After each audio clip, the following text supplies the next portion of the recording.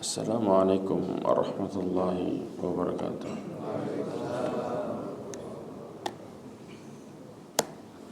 Innal hamdalillah nahmaduhu wa nasta'inuhu wa nastaghfiruhu wa nastahdihi wa na'udzu billahi min shururi anfusina wa min sayyiati a'malina. May yahdihillahu fahuwal muhtadi wa may yudlil falan tajida lahu waliyyan mursyida.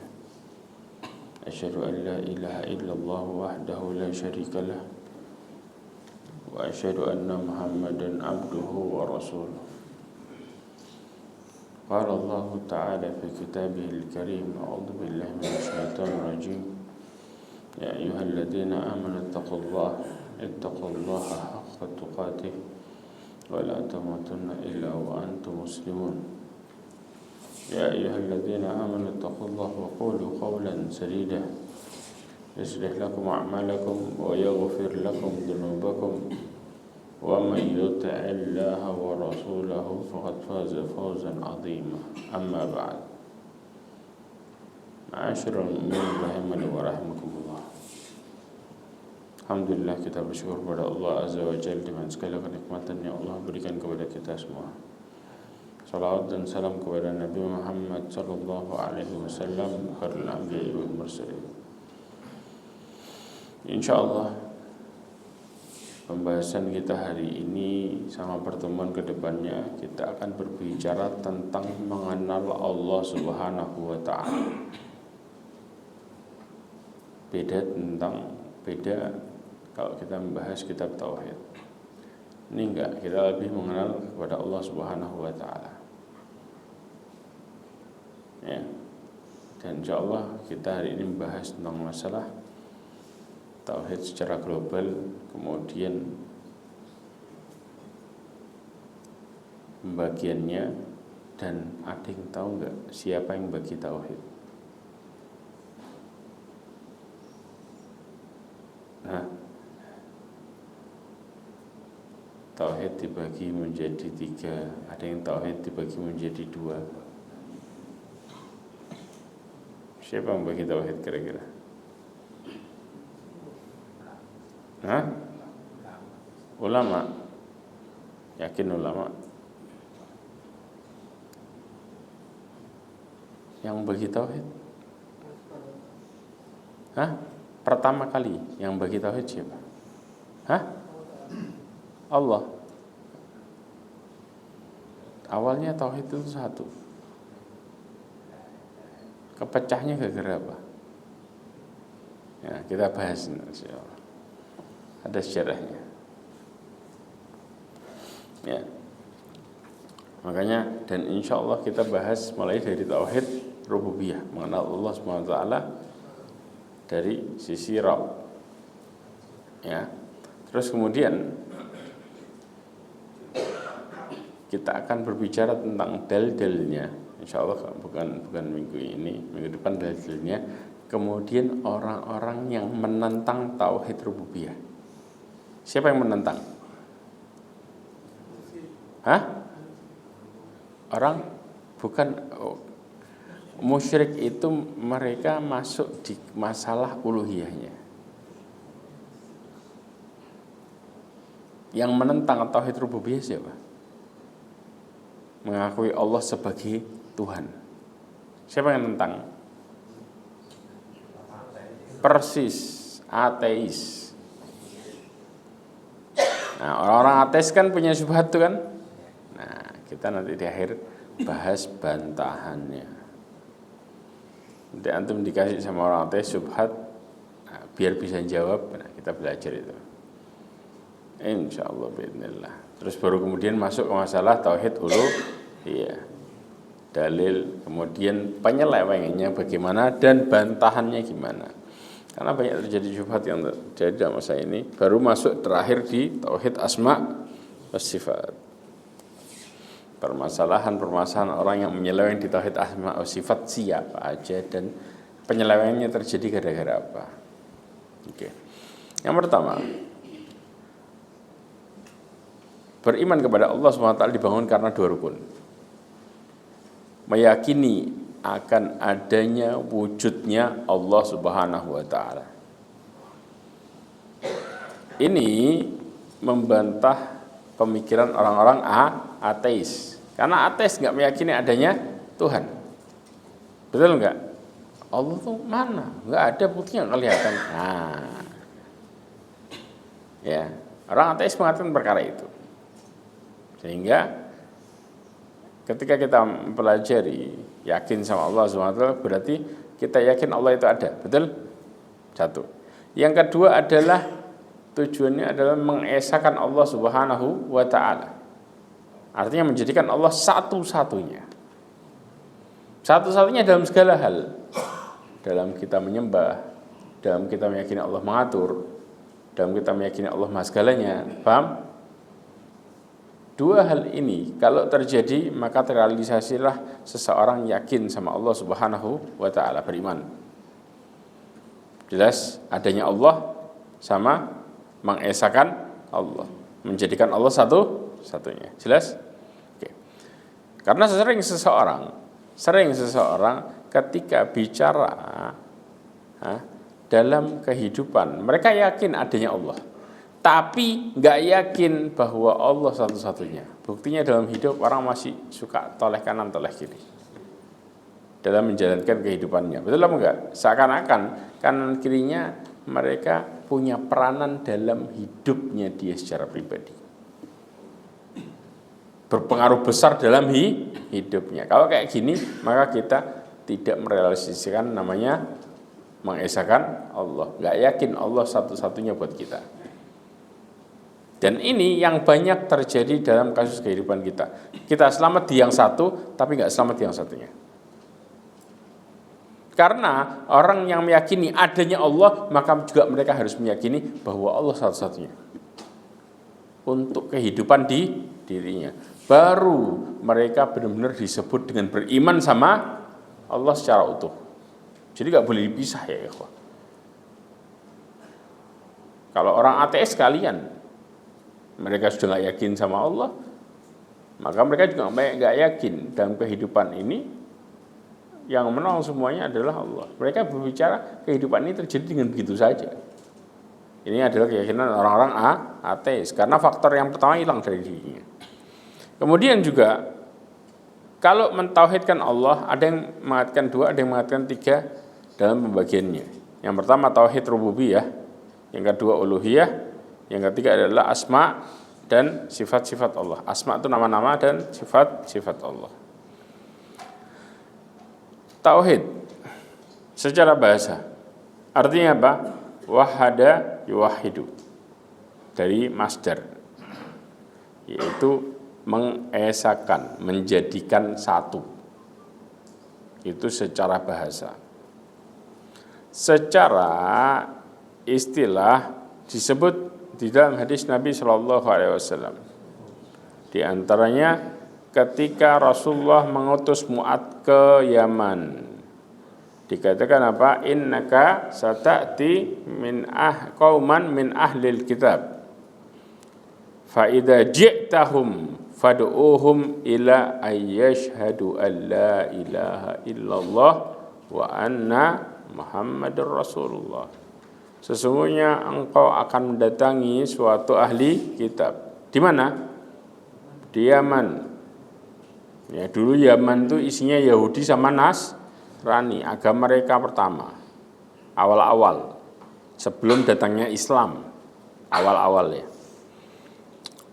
Kemudian engkau mendatangi mereka, maka serulah mereka untuk bersaksi bahwa tiada Tuhan yang berhak disembah dengan benar kecuali Allah. Ini makna tauhid.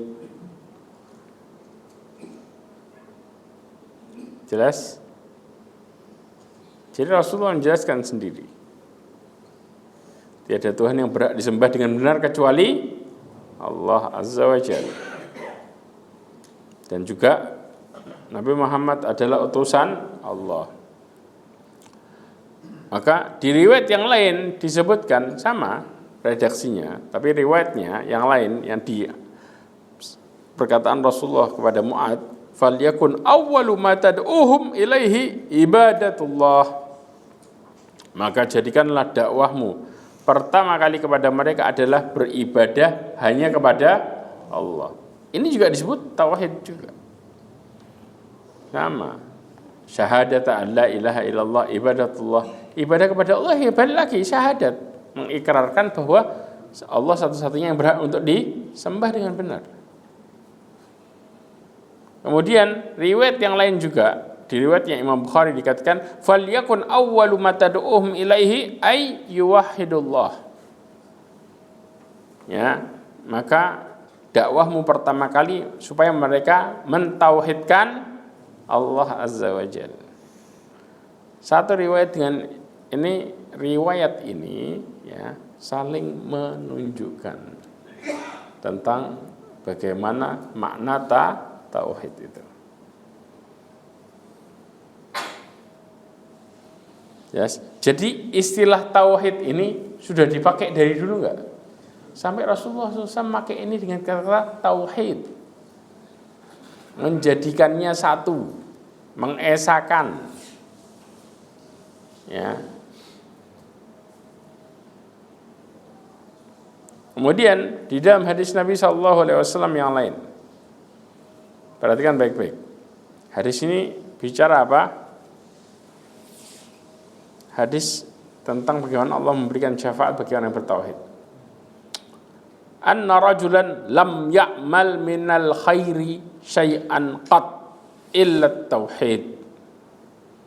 Ada seorang laki-laki yang tidak mengamalkan kebaikan sama sekali kecuali tauhid. Artinya apa? Dia meyakini Allah satu-satunya. Tapi kebaikan yang lainnya enggak ada. Paham ya? Oke. Falamma hadarathul wafah, ketika datang menjelang ajal, apa yang terjadi? Qala li ahlihi, dia mengatakan kepada keluarganya, idza ana mittu fahuduni wahruquni, kalau saya mati ya ambil jasadku, bakar, hatta tada'uni humamatan, la haula wala quwwata illa billah. Sampai apa? Sampai jasadku itu hangus. Summat hanuni, kemudian deplok. Tahu deplok? Gampangan tumbuk, sudah. Saya bingung bahasanya. Ditumbuk apanya? Sisanya. Nah, ada nggak agama yang kayak gini? Ada. Konghucu itu kalau habis bakar, sisanya ditumbuk. Berarti sudah jadi apa habis itu? Abu sahih. Ya ini sama. Ini dia berwasiat dengan wasiat seperti itu. Antum ketemu nggak wasiat yang kayak gini? Karena dikatakan ini orang agamanya apa berarti? Islam. Tapi kenapa minta itu? Karena dia merasa, bahkan dia tanya sama anak-anaknya. Di riwayat yang lain masalah ini, ya, dia sampai tanya sama anaknya, aku pernah nggak berbuat baik sama kalian? Bapak luar biasa. Karena apa? Jamin anaknya masalah harta. Orang ini menjamin anaknya masalah harta sampai anak-anaknya mengatakan bapak itu baik dan lain sebagainya.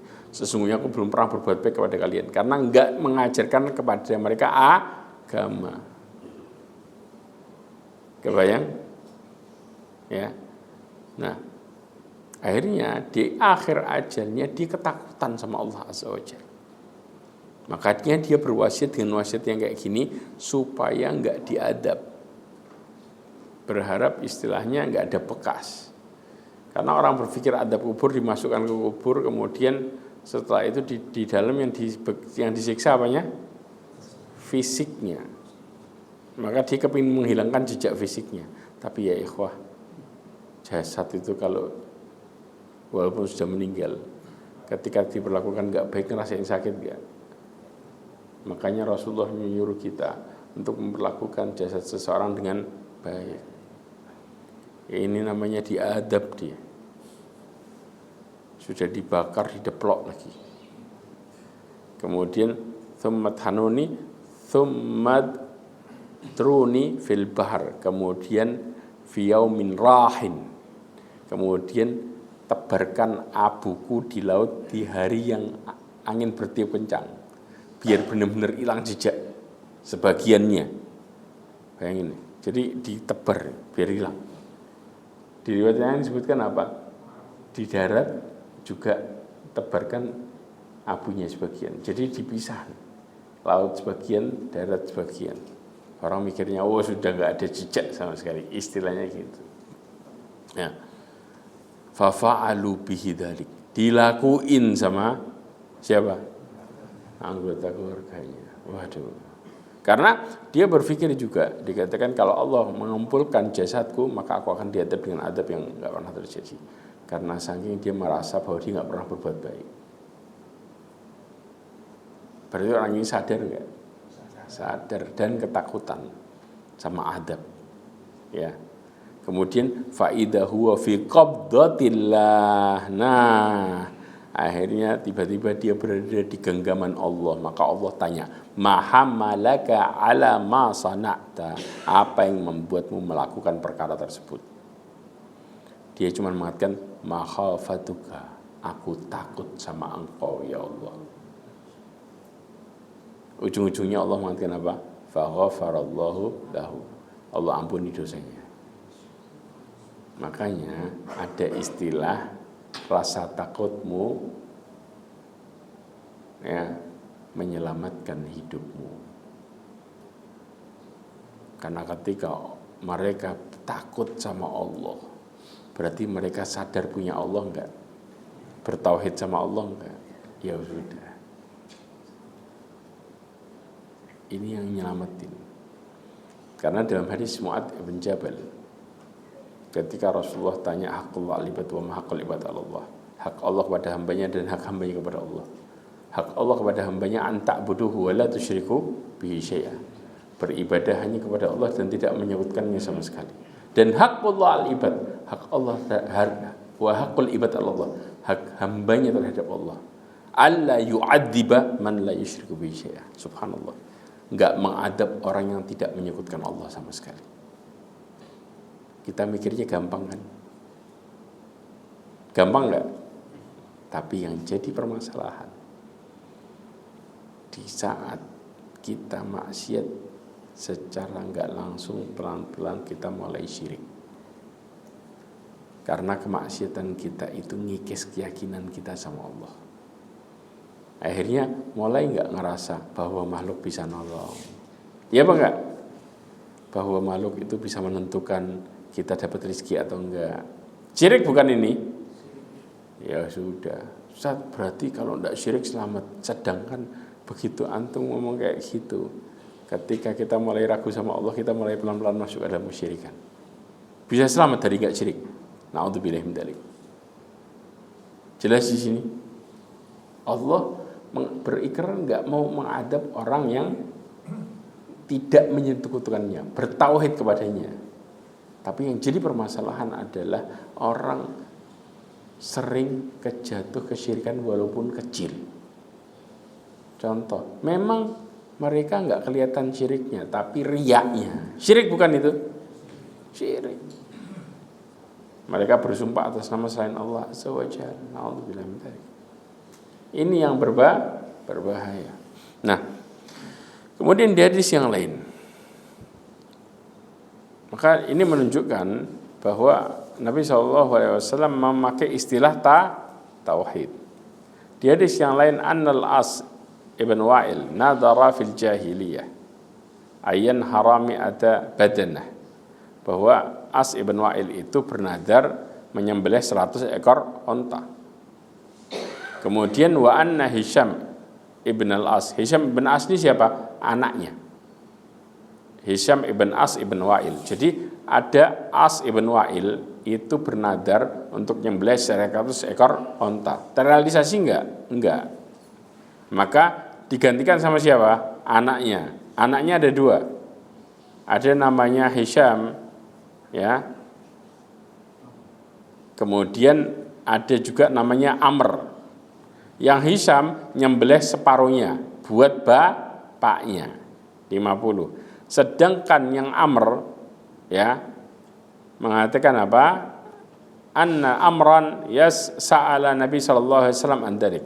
Maka Amr itu bertanya kepada Nabi sallallahu alaihi wasallam. Ya, istilahnya apakah dia juga boleh nyembelih 50? Apa jawaban Rasulullah? Amma abuka, bapakmu, falau kana aqarra bitauhid fasumta wa tasaddaqta anhu nafa'ahu dzalik. Bapakmu kalau berikrar dengan tauhid, engkau puasa untuk dia, engkau sedekah buat dia, maka manfaat buat dia. Berarti bapaknya masuk Islam enggak? Enggak. Kan kata Rasul apa? Kalau bapakmu berikrar dengan tauhid. Kalau. Berarti ini masuk Islam enggak bapaknya? Mentauhidkan Allah enggak? Enggak. Syirik, bapaknya musyrik. Istilahnya kalau engkau berbuat baik, kalau bapakmu itu bertauhid Islam, maka apa yang kau lakukan manfaat semua buat bapakmu. Jelas? Itu yang dimaksud. Nah, terus kemudian para sahabat juga menggunakan istilah tauhid. Dikatakan dari Jabir bin Abdullah, dikatakan fa'ahalla bitauhid. Nabi itu bertalbiyah dengan tauhid. Apa yang dimaksud tauhid? Kata-kata labbaik Allahumma labbaik, labbaik la syarika laka labbaik. Panggilan yang tiada sekutu bagimu. Berarti ini apa? Perkataan tauhid. Ya. Jadi istilah tauhid itu dipakai sudah lama banget. Bahkan para ulama dulu yang meninggalnya 311, Ibnu Huzaimah itu menulis kitab namanya kitab tauhid. Nah, cari kitab tauhid. Karena orang sekarang apa? Begitu kitab tauhid nujunya cuma ke satu orang. Betul enggak? Padahal judul ini sudah dipakai lama banget. Yang nulis kitab tauhid bukan cuma satu orang. Ini yang paling baru istilahnya yang nulis kitab tauhid. Dulu ya mereka sudah nulis namanya kitab tauhid. Dipakai sama Ibnu Huzaimah sama Ibnu Mandah juga pakai namanya kitab tauhid yang wafatnya enggak jauhan. Di abad yang sama, yang satu 311, yang satu 395. Jelas? Kemudian pembagian tauhid. Siapa yang bagi tauhid pertama kali? Belum jawab.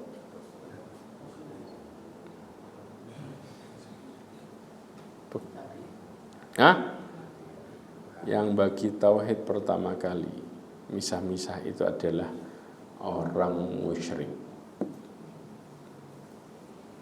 Ya kan? Oke. Lah kok bisa musyrik bagi tauhid? Allah sendiri yang ngomong di dalam Al-Quran. Surat Yusuf ayat 106. Abdullah bin Abbas mengatakan kana baina Adam wa Nuh asyrata qurun kulluhum ala Islam. Perhatikan yang dua kalimat menunjukkan sesungguhnya antara Nabi Adam sama Nabi Nuh ya ada sekitar 10 abad, 10 generasi semuanya Islam semua. Mereka kalau istilahnya tauhid, ya sudah totalitas semua. Rububiyah, uluhiyah, asma wa sifat jadi satu. Paham? Nah, terus yang bagi pertama kali adalah orang musyrik Arab. Yang di mana Allah mengatakan wa ma yu'minu aktsarahum billah illa wa hum musyrikun. Bayangin, sebagian besar dari mereka tidak beriman kepada Allah melainkan dalam keadaan mempersekutukan Allah Subhanahu wa taala.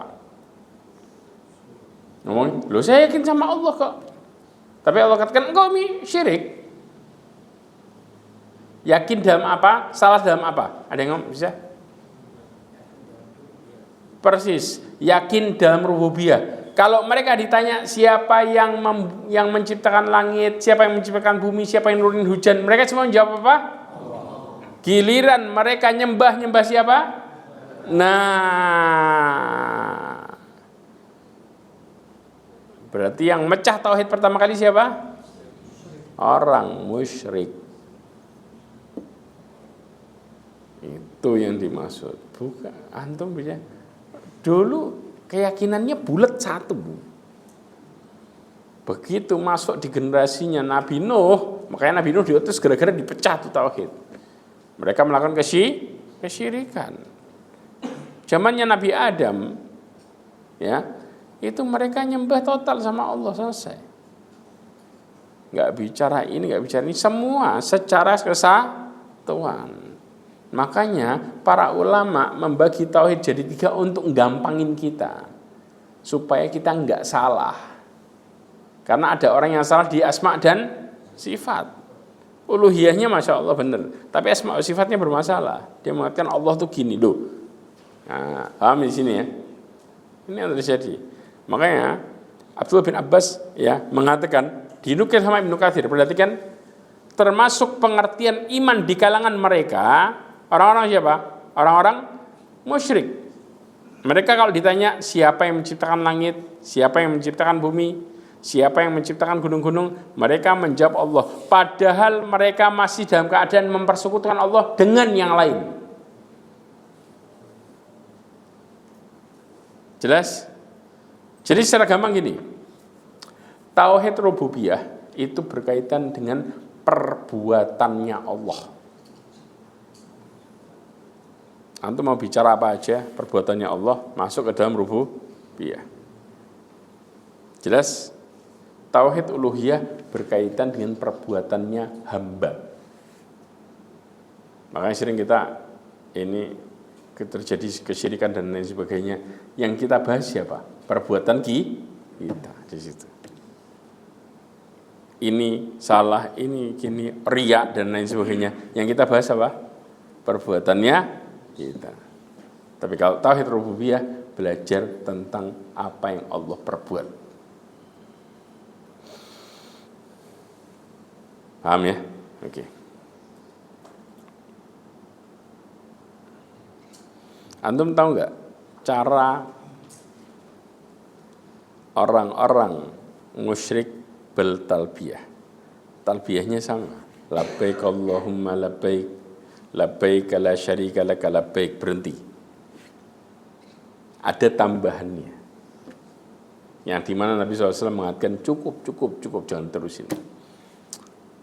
Tambahan orang-orang musyrik bertalbiyah, lihat dalam kitab riwayat Bukhari dan Muslim, kaum musyrik di masa lalu ketika bertalbiyah mereka mengatakan labbaik Allahumma labbaik, labbaik la syarika laka labbaik.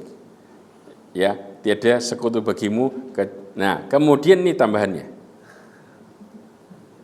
Ya, yang saya garis hitam. Illa syarikan huwalaka, kecuali sekutu yang engkau miliki. Kenapa? Ini patung semua punya Allah. Orang musyrik dulu sudah ngomong kayak gitu. Begitu orang berkaitan sama jin, jinnya kan punya Allah. Allah yang berkehendak dia bisa nolong kita.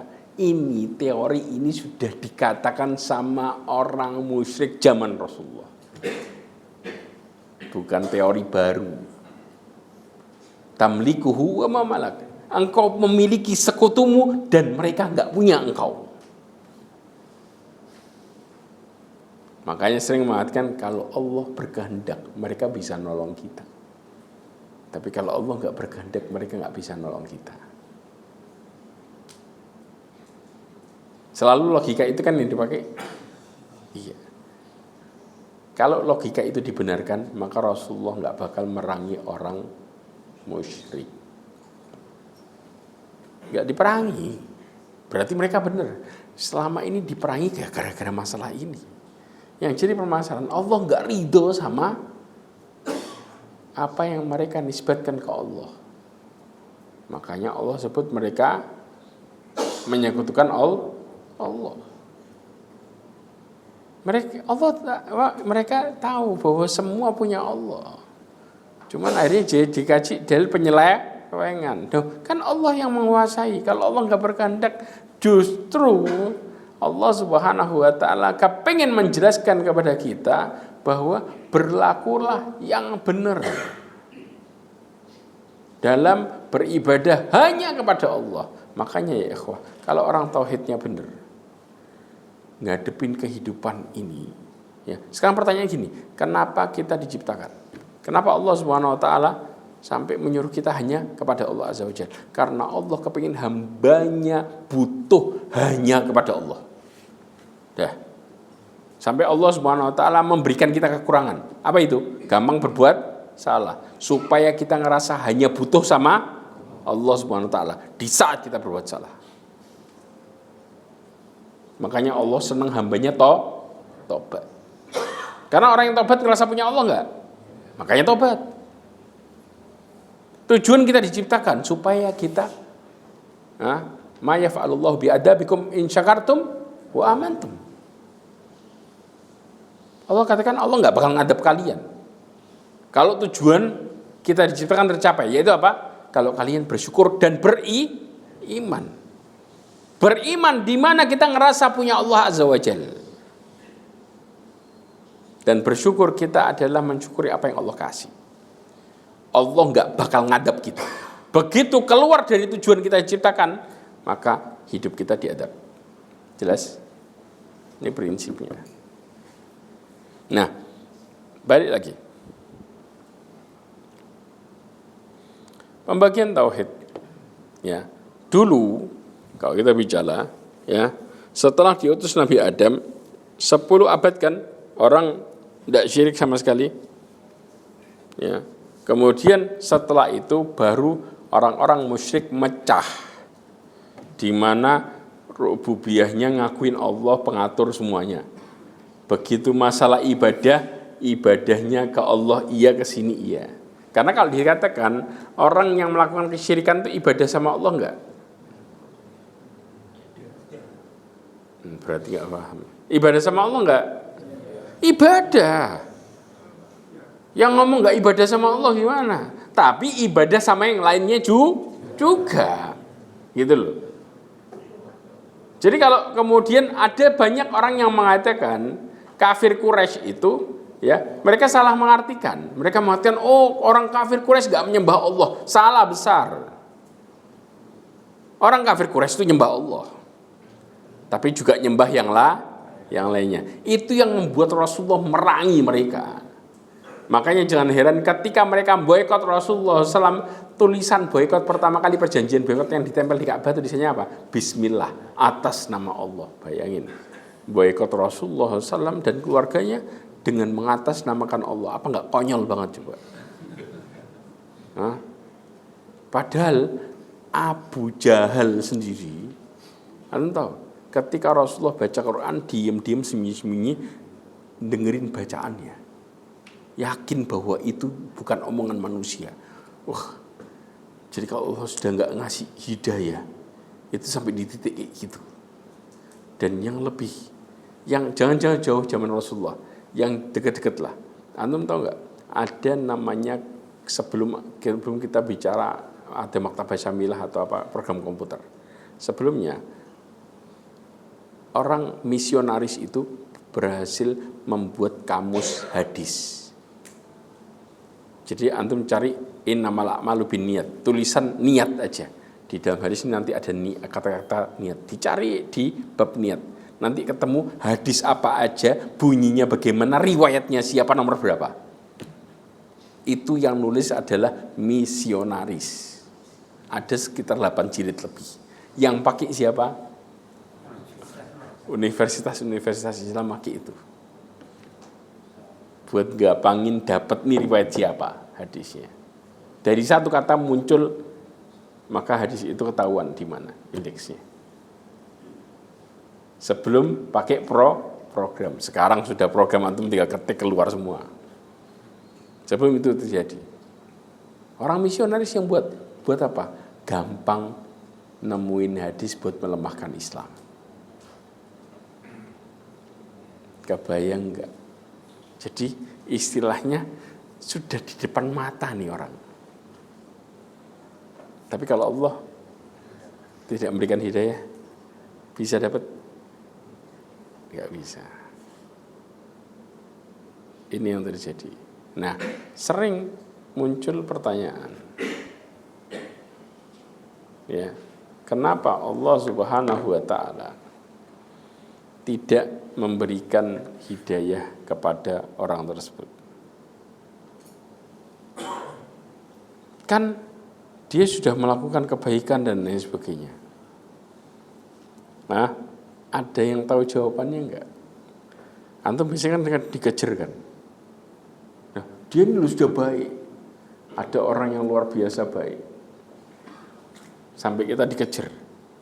Tapi kenapa Allah kok enggak kasih hidayah? Seakan-akan akhirnya kita kalau salah jawab bisa mojokkan seakan-akan Allah yang salah. Betul apa enggak? Ada yang tahu jawabannya enggak? Enggak mencari. Nah, kadang-kadang ada istilah apa? Orang tersebut adalah orang yang kemudian pantas dapat hidayah. Seakan-akan gitu kita mengatakan. Kenapa Allah kok enggak ngasih?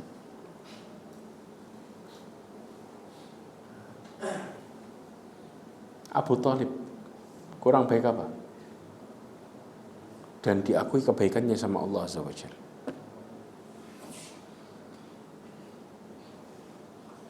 Tapi subhanallah, di akhir hidupnya tidak mengucapkan syahadat.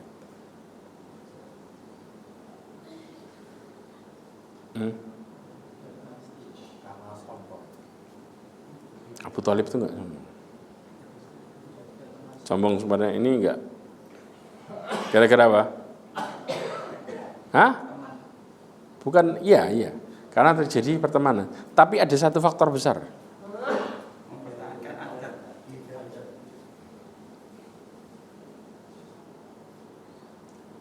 Saya jelasin dalilnya.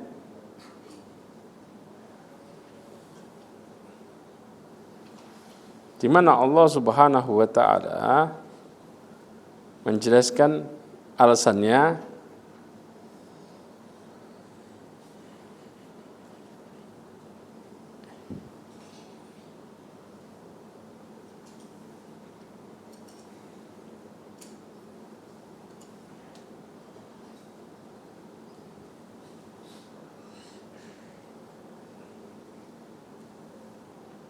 coba antum buka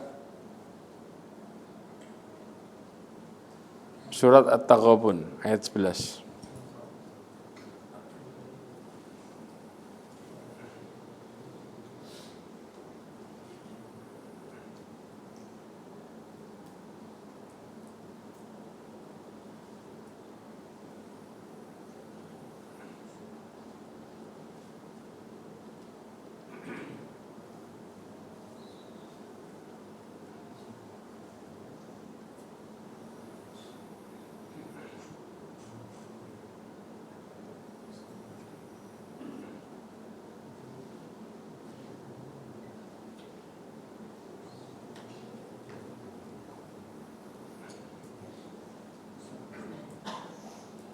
Sudah?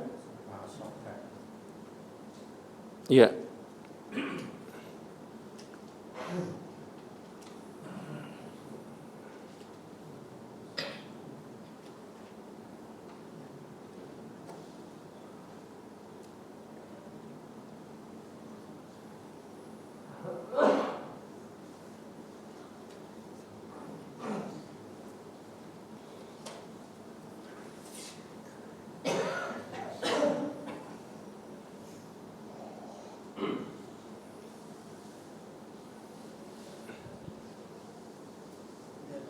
Sudah?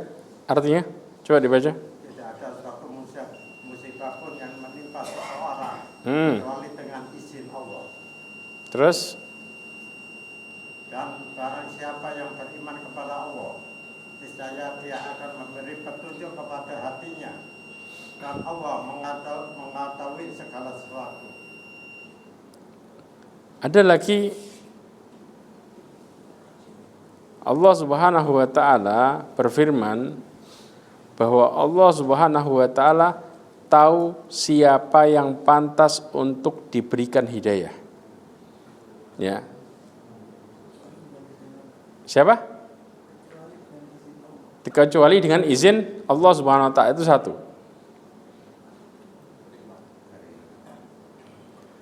Kemudian di ayat yang lain Allah Subhanahu wa taala mengatakan, ya, sesungguhnya Allah tahu siapa yang pantas untuk diberikan petunjuk. Berarti orang-orang yang tidak mendapatkan petunjuk sebenarnya dia mau nggak menerima petunjuk? Enggak. Selesai. Jelas? Karena kalau dia mau menerima petunjuk Allah pasti kasih. Karena Allah gak bakal zalim. Di antaranya itu tadi. Ya, yang pertama atas izin Allah, yang kedua, ya, mereka nggak mau apa? Menerima petunjuk.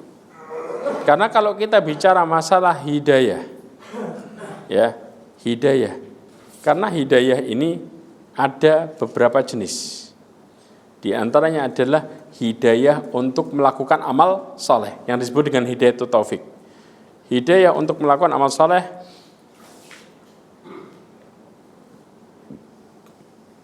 Al-Qasas 56, coba dibaca.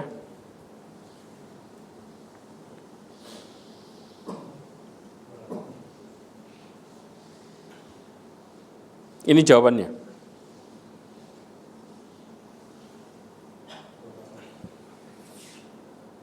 Ayat 56.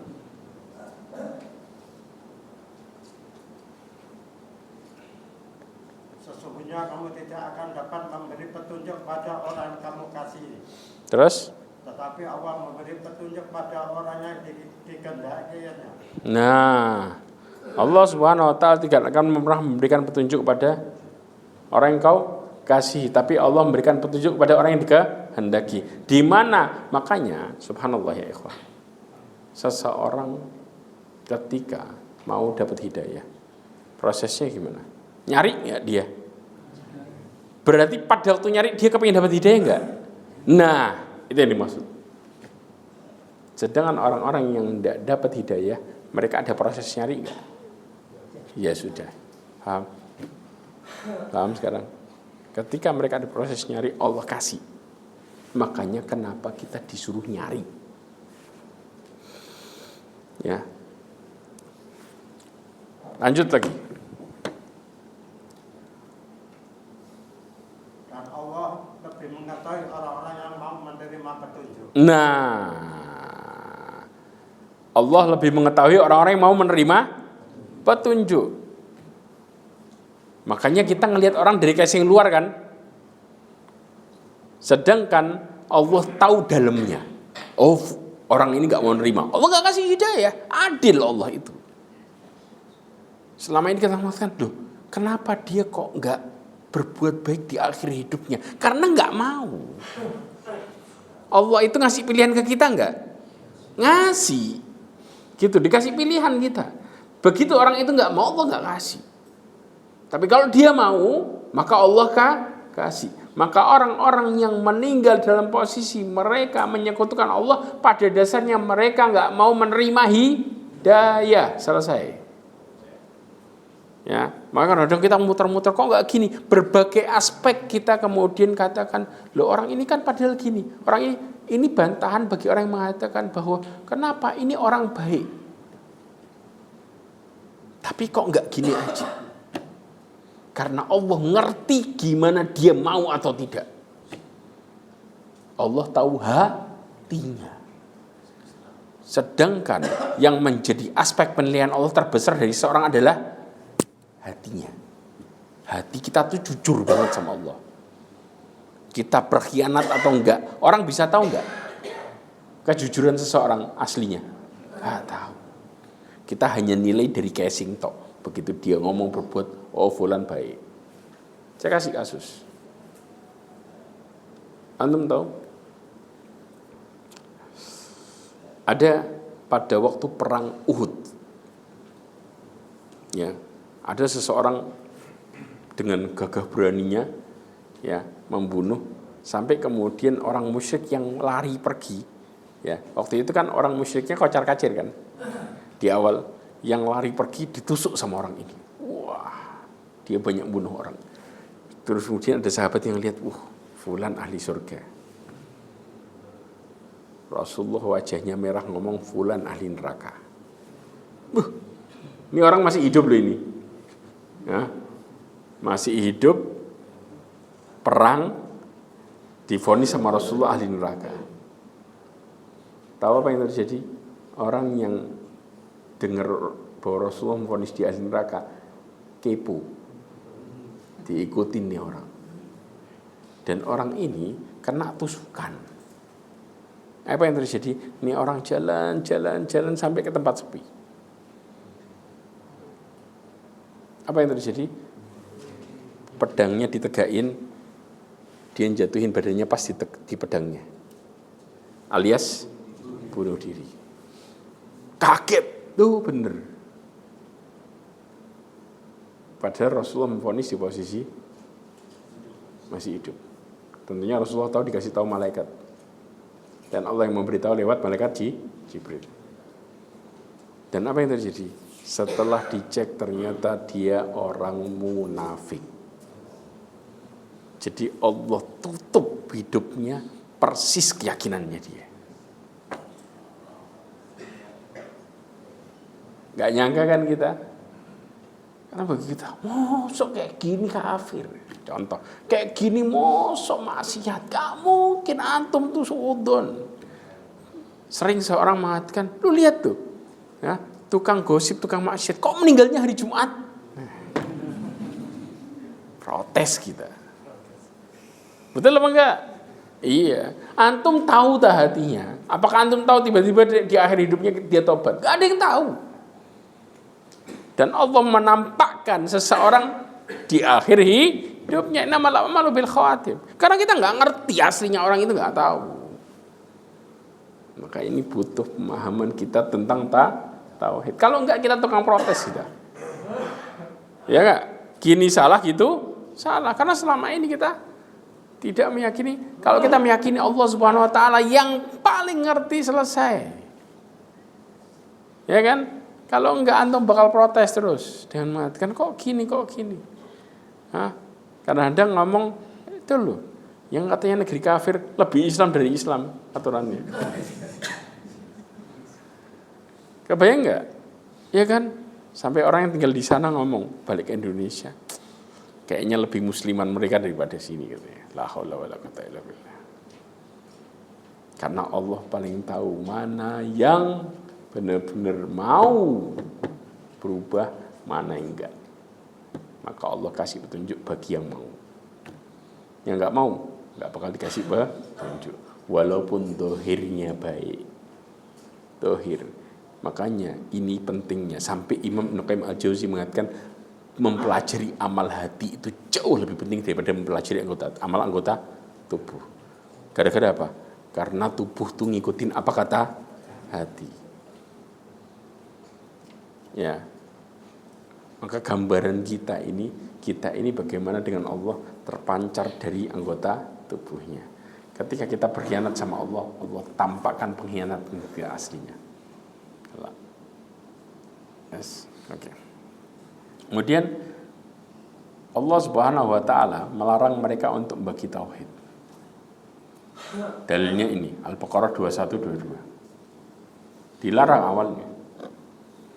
Dikatakan ya ayyuhan nasu ubudu rabbakumul ladzi khalaqakum walladzina min qablikum la'allakum tattaqun. Ini perintah ibadahnya jadi satu enggak?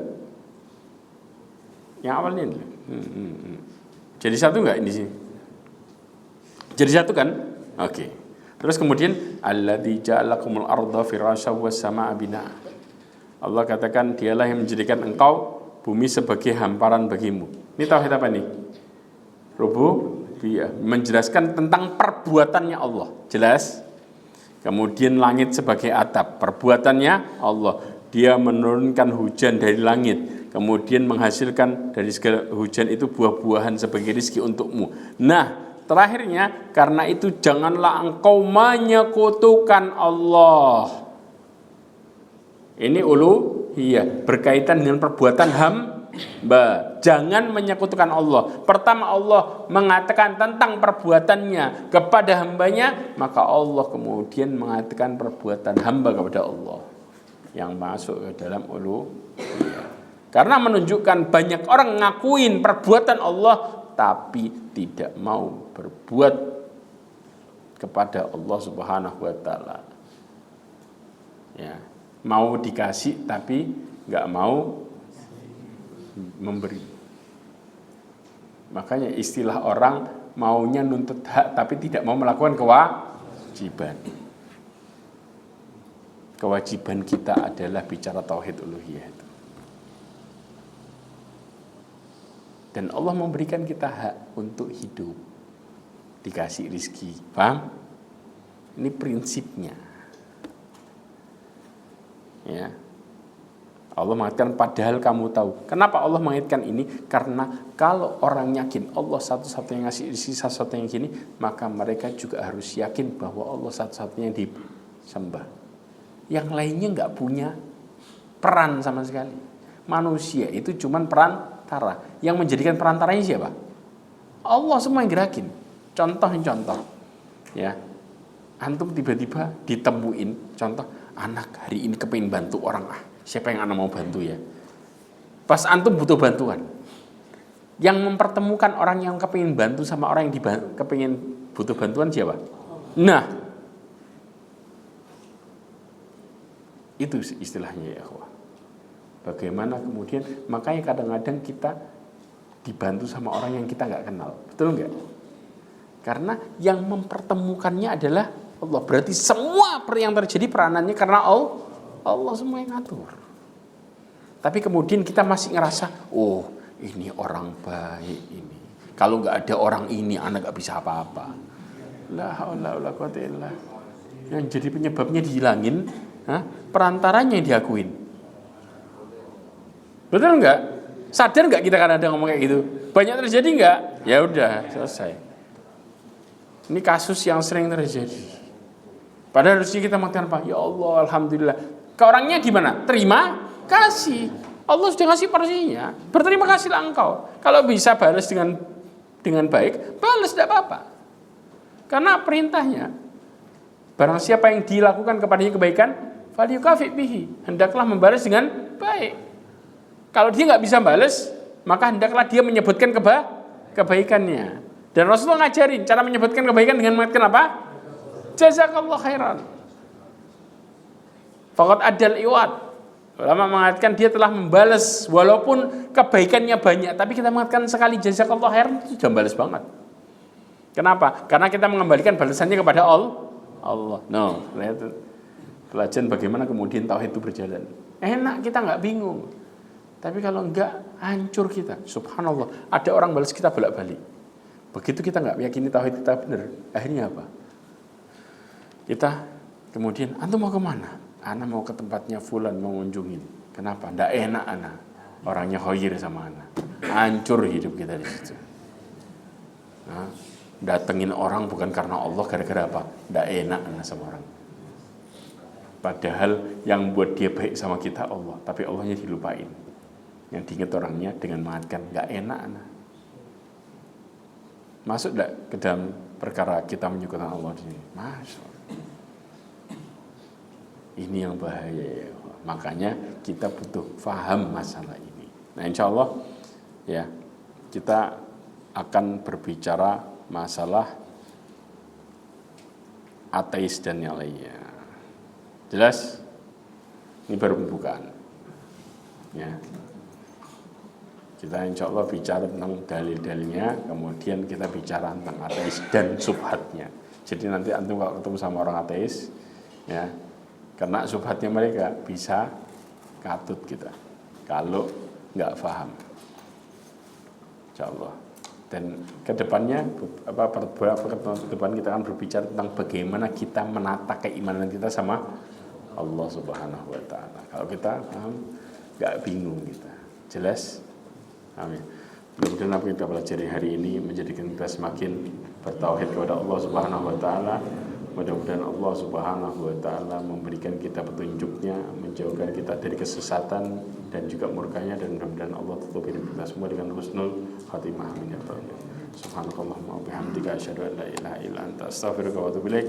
Wa akhiru da'wana alhamdulillah. Assalamualaikum warahmatullahi wabarakatuh.